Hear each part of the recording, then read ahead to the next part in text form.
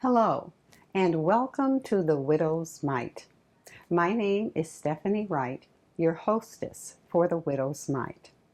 The Widow's Mite is a series of interviews of some extraordinary women who have agreed to share their experiences as they transitioned from being a wife to being a widow.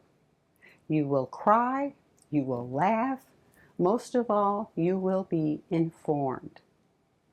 This series is not only for those who are widows, it is also for those who are wives, who are single, for people who are wanting to help someone who is a wife, who is a widow, and it also is for men as well as women. On behalf of Apostle Charles G. Wright, the founder of Charles George Missions Incorporated, and its board of directors, join us as we go on this amazing journey in the widow's mite.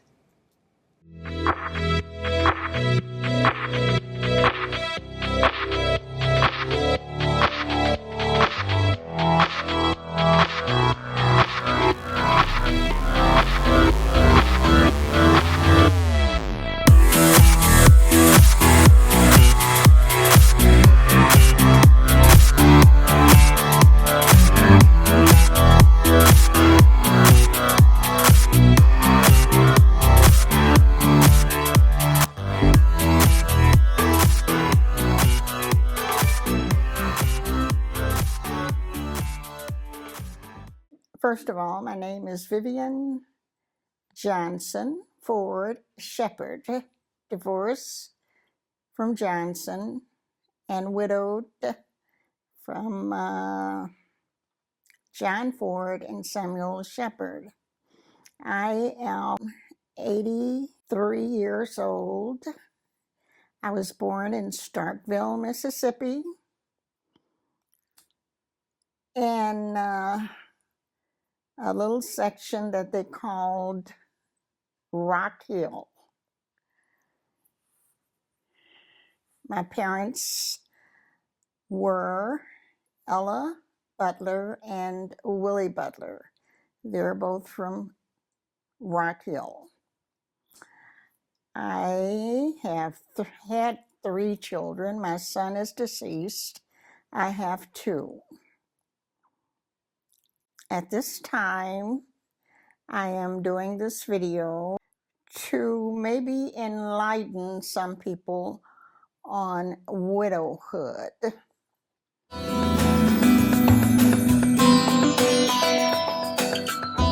The children's father, he was more dutiful as far as the 3 guys, my husbands were concerned. One time, he was a very neat person. He kept the house clean, and he did all of the washing, and had a lady to come in to do all of the ironing of the kids' clothes. And in those days, they had a washing machine and the rollers. And so the kid's father ran out. He says, Vivian, I'll be back in a minute now. You watch Stephanie, because she might put her hand, her arm in that roller. If she plays with it, if it catches, it's gonna pull it through that roller. Well, way and behold, would you believe that little girl, she could barely get her arm up there, and she did it. She got her arm caught in the roller, and about that time, she's screaming and hollering, and he says, Vivian, and he heard it, and I says, oh, am I in trouble? But yes, he did that. Another time that was kind of humorous, my son painted the back of a man's car. Real paint. We were painting the apartment, and he got up early. This was early on a Saturday morning, and I looked out there, and I says, oh my God, he's painting that man's car. He got that paint on, and I ran in and got my husband. I said, Earl, he's got that paint and he's painting the man's car. And he jumped up and went out there and he got those are little funny things that I wanted to tell instead of all this sadness. Put a little humor in it.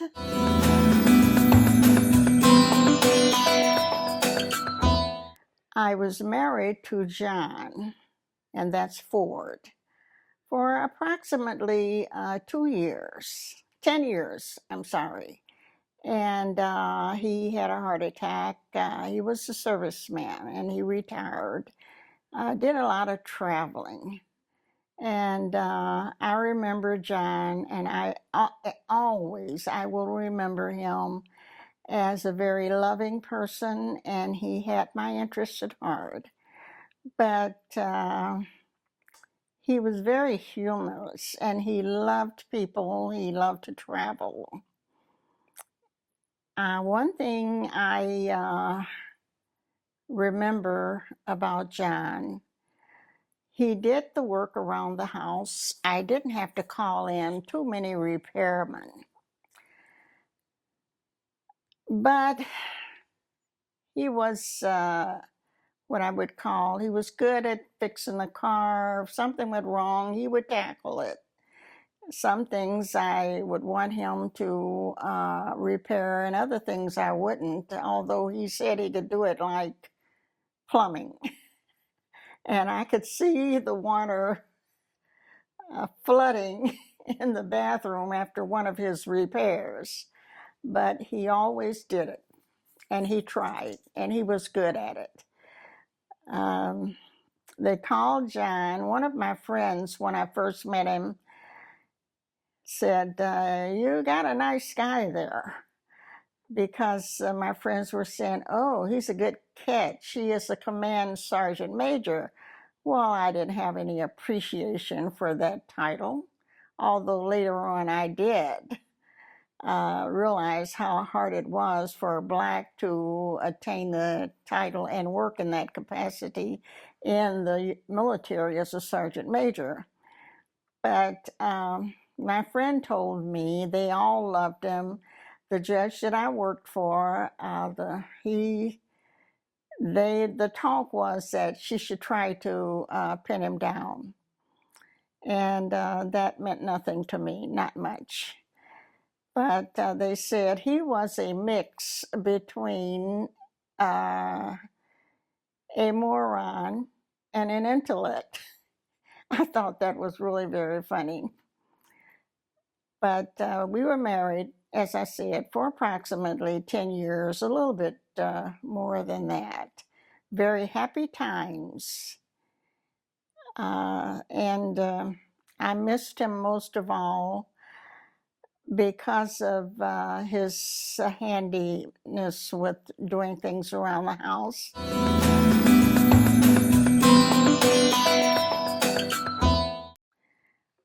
As far as my last husband, Samuel, neat dresser from Montclair. They call it Upper Montclair, New Jersey, where the uppish people live.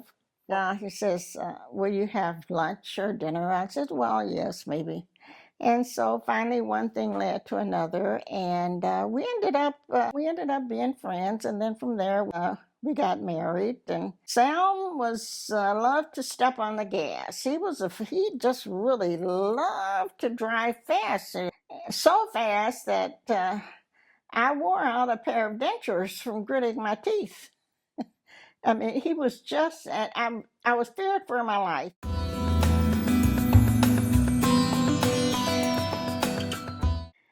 When I lost John, I loved to fish. And I had my little fishing place all mapped out, and I had gone fishing. And they called me. It was very early in the morning because that's the only place that I could fish late at night. I didn't know that he had passed, but I should come home. That's what I knew. And there were a lot of people sitting out on my front. I said, oh, something has happened. My sister started walking towards me because she knew that I had a tendency to run. when I got bad news. I did it when my father died. And so my sister and my cousin were walking up on me, and they cornered me so that I could not run.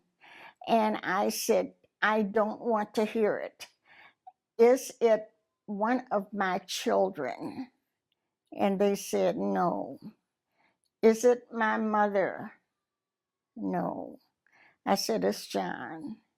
And they said, yes. I was shocked, really. I just think it was in shock. It was shock. So I tried to handle that as best I could. But after we got everything done there and the funeral arrangements, one thing that struck me is that they would not release the body. And that was distressing. The United States Army would not release my husband's body. So I had to find someone to find out. I called my sister, and her husband was in security for that area. He called back and said that they had to check his teeth print, and they had to check his body for prints. And so they said, tell her to go ahead, and we're assigning a special agent to her. Ladies who are married to servicemen, this could happen to you. And I think the phone went, I threw it about 15 feet. My mother grabbed it and she said, what is it? I said, they won't have John's body for 2 more days. And so they did. The fellow called me. I think he was a sergeant. And he said, I'm going to accompany you to the funeral, and I will be there. I will be inconspicuous. So he did, and he said, don't worry about his attire. I am going to get his uniform, and I'll have everything that you need. And I will tell them, the funeral home, what funeral home have you, can you suggest one to me? And so I told him. And that's what he did. And this is very stressful when you're going through this process with a serviceman, your husband, my husband. As far as his funeral was concerned, I got to meet both of his sons, very fine gentlemen. And we wanted to go to the safe deposit box. Well, listen, ladies, you must know something about your husband's affairs. You must know if he is a serviceman, DD 114. I think it is. I am not sure. And this is a form that if you go to apply for benefits from your husband, this is the first thing that they will ask you. Disabled American Veterans. Remember Dave, D-A-V, drop the E off. And that's for the ones who have been disabled from military. All right, the DAV will embrace you. I am your representative, and I will take care of your affairs. Now, I've heard some things to the contrary, but they were very efficient as far as I am concerned. Now, if he is not fully disabled, there still may be some compensation there. The first thing you want to do is get the pamphlet. I read it. And you're entitled to some, they used to call it in the old days, you get some kind of benefits from the Army, and you can go to school under the GI Bill. That's what they call it. If you might want to go, now they do have it where you get more benefits from there. Look and find out if your husband has insurance policy from the military. Who is it willed to? Find out especially if he is a veteran and he is going to any Veterans Administration hospital. Do you know that if you do not have your husband's proxy, medical proxy, which was only good for the Veterans Administration? Now, with my reading, I had read a case where another family had done that, went to the hospital, had their father, the daughter, to sign it over to her, checked that man out of the hospital, took him home, filed for divorce from the wife, and got a divorce, and had him change all of his insurance policies and all of her benefits. He signed it away, which left the wife either to let them have it or fight them in a court case. Make sure that that doesn't happen. Keep control of your husband if he is in a hospital, any hospital as far as that's concerned. I have heard of people going in and having this sick or this disabled taking their hand and signing a will. So it's very important that you watch that and be careful, you know. So that is another thing. That's John I'm speaking of now. And also it goes over into Sam also.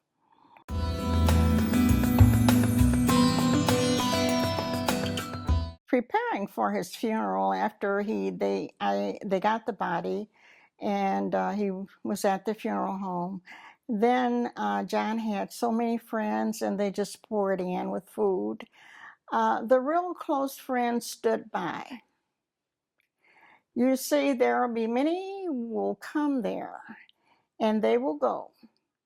But the close friends are going to be there forever. And I had one who said, look, you're going to have to get out. You're going to have to exercise, get into clubs, and I'm going to be with you. She paid for a membership to the Y. She was up at 5 or 5:30 every morning. Do you want to go walk? I said, well, yes, I was still grieving. She said, we won't have any of that. Let's go. And so she says, not today. Wait till you get home. Wait till I leave you or whatever, but all day, let's not have it. And so we went walking. Well, this lady walked so fast, and she was 15 years older than I. And so I said, look, is there something else I can do? And she said, well, while I'm walking, they do have swimming down. Do you like to swim? She does not give up. She did not give up. And so I said, and Stephanie, you know her well, Dr. McClellan. And so I said, well, okay. And so I said, I can swim, and I love to swim. So there I started swimming at the Y, and she finally let up on me when she had a family crisis. And I told her I was going to a Y closer to my home. And I joined a swimming club. And we even had one guy who did laps as far as from Missouri to Louisiana when they counted up all the laps that he did. And of course, you know, widows should not sit back and just live that sedentary life, because in that swimsuit, I'm sure there were a lot of them. In fact, one guy, I just couldn't get him off of me. So one morning I was in the pool, and I looked at somebody, said, it looks like my cousin. I said, but he's white, because I didn't see his face at the time. He's doing the lap swimming, and I couldn't catch a glimpse of it. I said, that is my cousin. So I called him at night, and I said, look, this is this guy in the swimming club, and would you kind of tell him to just leave me alone? And he said, well, point to him the next time I'm there. And so I did, and so he had a real talk. We all sat down and talked, and we laughed about it. That was the end of that. But then after the swimming, I joined an exercise club, and I kept really thin and slim, and I loved to dance. And this other friend of mine, she loved to dance, and so she invited me to the dances.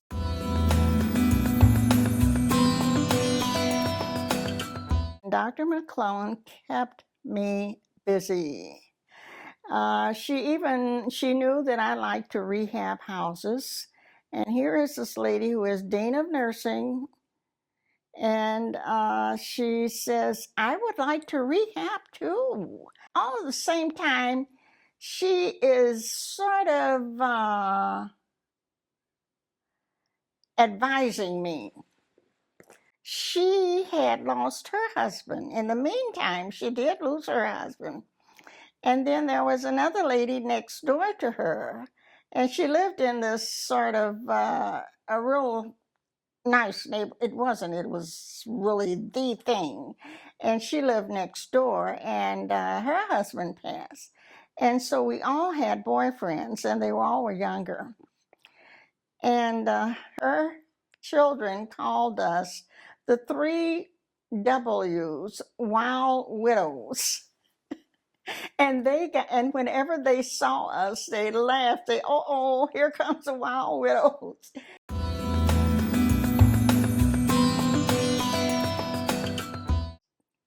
Then my sister came up with, and this is another thing that will be helpful to you ladies, join an investment club. You'll learn all about investing. You'll get to pick your stocks. I never will forget, in the investment club, we had bought Kmart. And Kmart had dropped down. Well, you learn about the PE ratios and how much to pay for a stock, and if you learn how to study it. And so we had bought it, and my sister saw people making all of this money at that time on these telecom stocks. And I mean, they were just raging, and people were making all kinds of money, but they were risky investments. But my sister was just she wanted us to buy some stock that was risky. And I says, no, that's too risky. And I said, by the way, we should sell Kmart because it's going to drop. Can't you see that? Look at the lines there. That stock is dropping. We're losing money. Well, if you sell it, we got to buy one of these other risky things. I said, it's going up.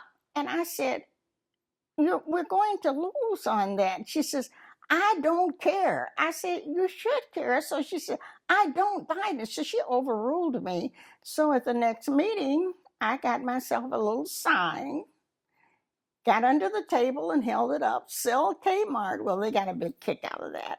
But it's fun too. And in the meantime, you're learning about something about this investment club.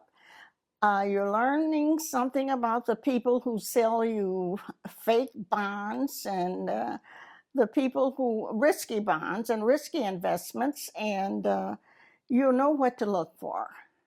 And you'll know how to talk with these people. Well, people knew they were under the impression that servicemen left good insurance policies. So there were a lot of investment counselors calling me. I don't know how they got my number, but I have a plan that you would be interested in. You can double your money in 10 years. How much have you got? That's the first thing they want to know. And of course, I had good counsel. Working for a judge, that's what they told me. Vivian, don't take that money to the stock market. Put it in a good investment. I will help you with it. If you don't understand it, get a book. Read it. Read it from front to back. That will help you a lot.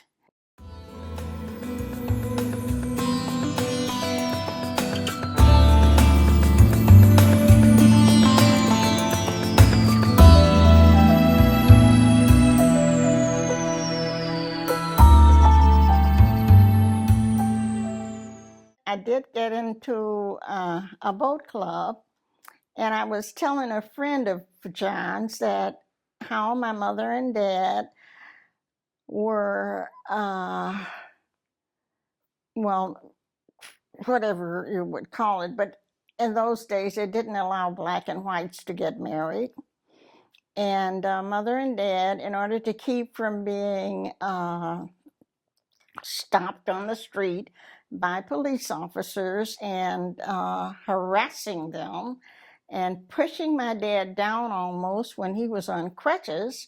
And we would cling to my mother's thing, although there were some that we had good relationships with.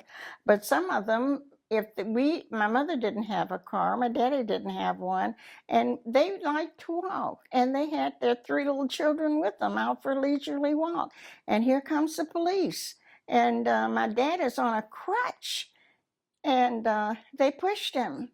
So my mom would just go crazy because she looked white, but she did have 1/8 black blood. And so that's what we encountered. So we went fishing a lot. And then I and I knew how to fish. When we were younger, we were raised up in that kind of environment, which was segregated. And of course, at that time, there was segregation. The other thing about my mom and dad and us being small, and, we only went fishing, and that's one of the things that I learned to do. Because that was the only place they could go without being harassed by the police.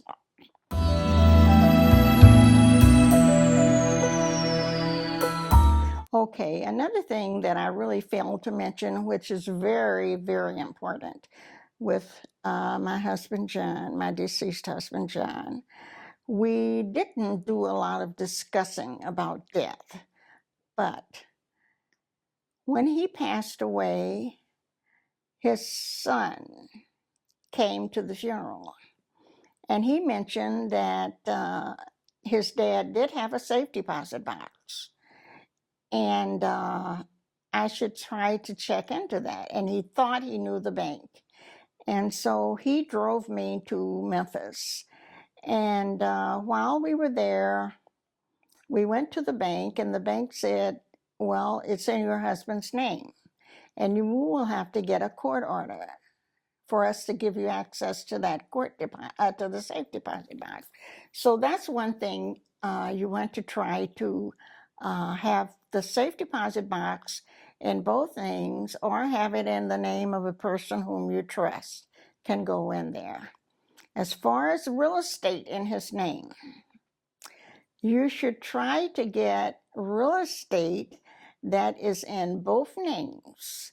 And when you see a deed that is listed John and Mary Doe. Now, in some states, that's okay. But in other states, it's not. Because you want to say John and Mary Doe, not in common. And not in common means that your children will not come in on this house, and his children will not share in the proceeds of the sale of the house. So you want to be very careful of that. And also, as far as automobile is concerned, check with the Department of Revenue of your area and see how that deed or the title should be titled when it comes through as a clear title. Because you can't go down there and say, this is my car, or this is my husband's car. There are certain things that you will have to do with the recorder of deeds or wherever they record that car that will bring that car back into your name. So you got a home there you got to think of. You have an automobile that you got to think of. You have a safe deposit box that you must think of. Do these things and do them right away. Don't put it off. Make that your priority. And if you don't, get on the internet. It can help you sometimes. or call an attorney and ask them, I would like to speak with you for an hour or half an hour. And I don't know what the going rate is now, but whatever it is now, it's going to be more later. And so get those things straightened out. How should this deed, when you see your deed to your house, go wherever you bought that house and go to the bank. Ask them, what kind of trouble will I have when my husband passes, even though this is in both names? And if they say, you're okay, can you give me the law that says it's okay? What law book should I consult to find out whether it's okay? And if they give it to you, this is in RSMO, Missouri, go to the library. If you can't afford an attorney, do a little work on your own and ask friends, ask relatives. You'll get a lot of advice, and it'll be a lot of different versions of what you should do. But do it. Do it. When we got to Memphis, I had to get papers to sell the house. And I was very lucky there because he had a cousin that lived in Memphis who was named after John Edward. And he just called me up and he said, well, if you let me stay there, I can do all of the work that the building department will require. Because before you can sell that house, you have to go get a permit from the building department that this building is safe for you to sell it. And so he got that done for me, and I was very thankful. So John left a shoebox. And my cousin told me about the shoebox. Now, I didn't know about this. And it was in the bedroom. I said, well, where is the shoebox? And he said, it's in the bedroom under the bed. Now, this is in my own house. I went to the shoebox under the bed. There were two insurance policies. I had to get permission from the court to cash those policies. And there was one in particular, and they just did not want to let it go. And they had me go through all kind of changes, even though I had the court order. I had sent them to them, and anything that you send away, never send the original. Keep the original. If they require it, then go to the Recorder of Deeds office and ask them for another one, and will this be sufficient?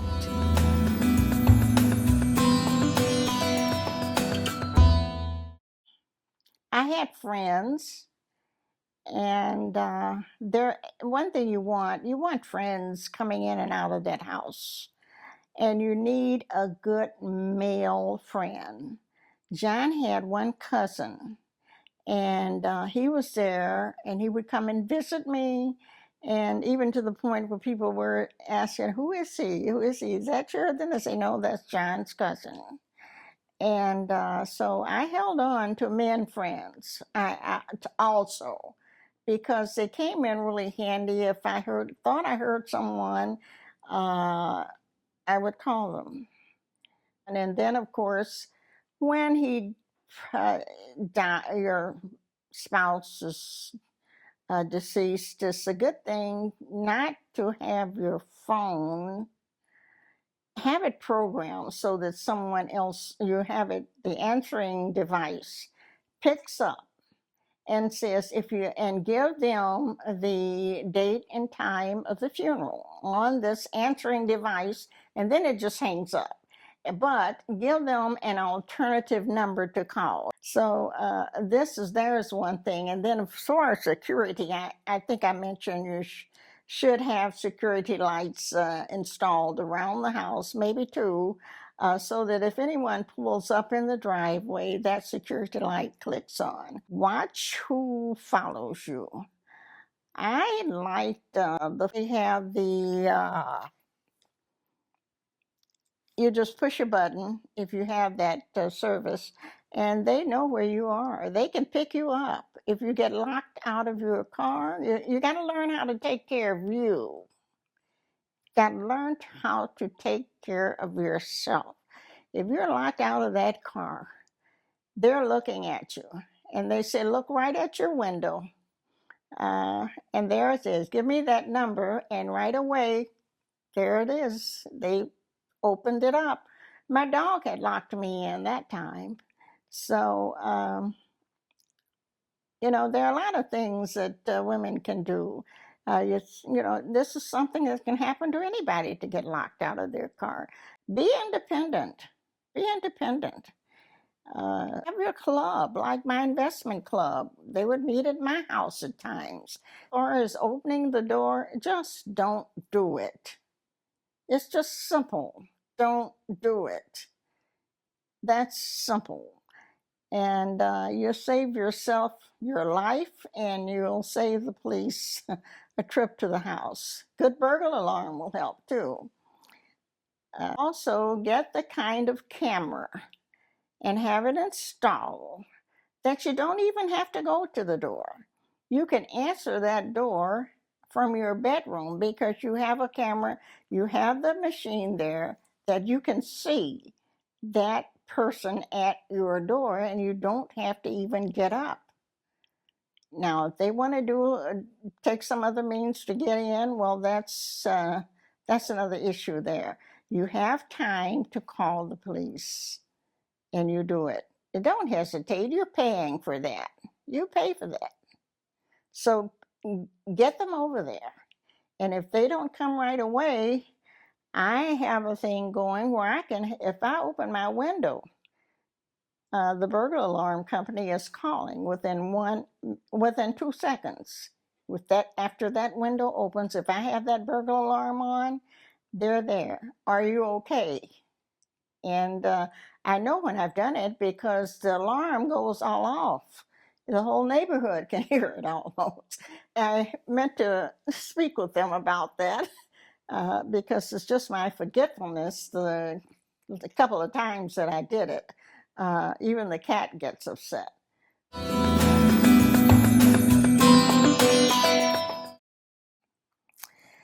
And I wanted to say a little bit about caregivers too. If you have a husband who is ill and you've got to bring a caregiver in, have her checked all the way around. If you have to leave the house and say, would you give him these pills? Well, she will maybe give them to him, and then he takes them and throws them under the bed. Or he puts them in a mouth, and when she leaves, he puts them out. And check for police records.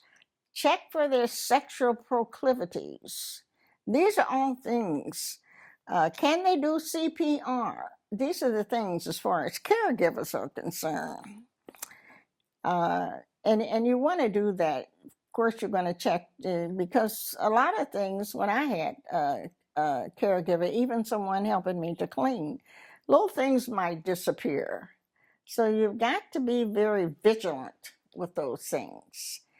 But then as far as the biggest part was having the work done. One man came in and he says,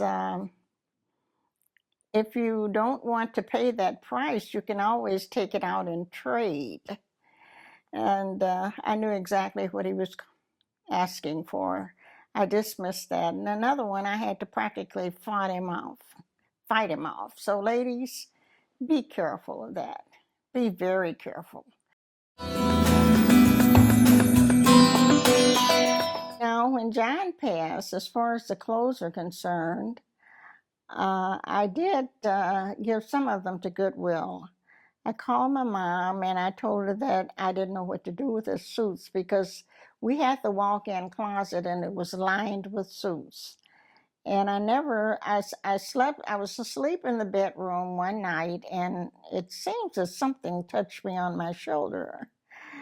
And I sat on the side of the bed, and I said, something is wrong. I know something touched me on my shoulder.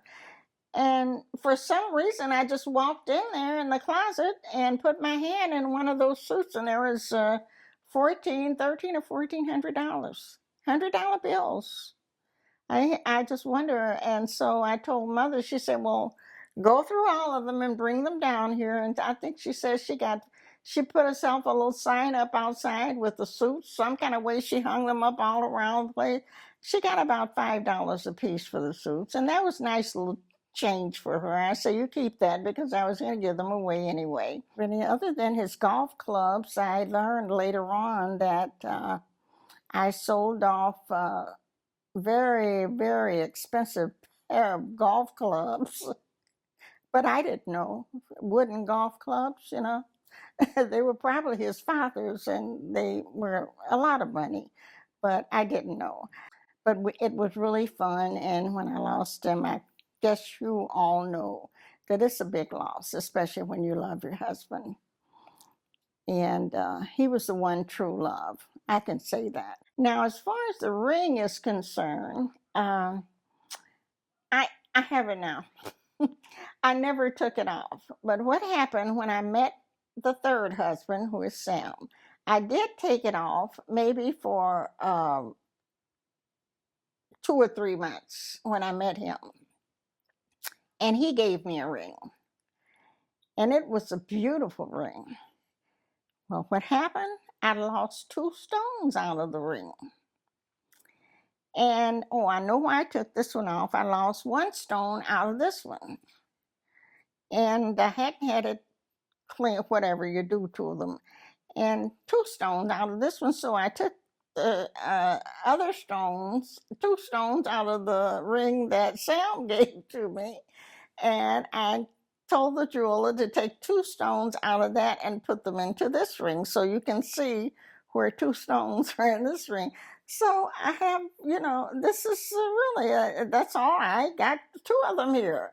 And so I never stopped wearing it. Never. I have 2 rings, and both of them are Sam and John. John and Sam. Just in closing, the best thing that I can give away, and this is the most important thing of all, prayer. Prayer. Pray every day. And if you have to pray all day, pray. Prayer is what will get you through.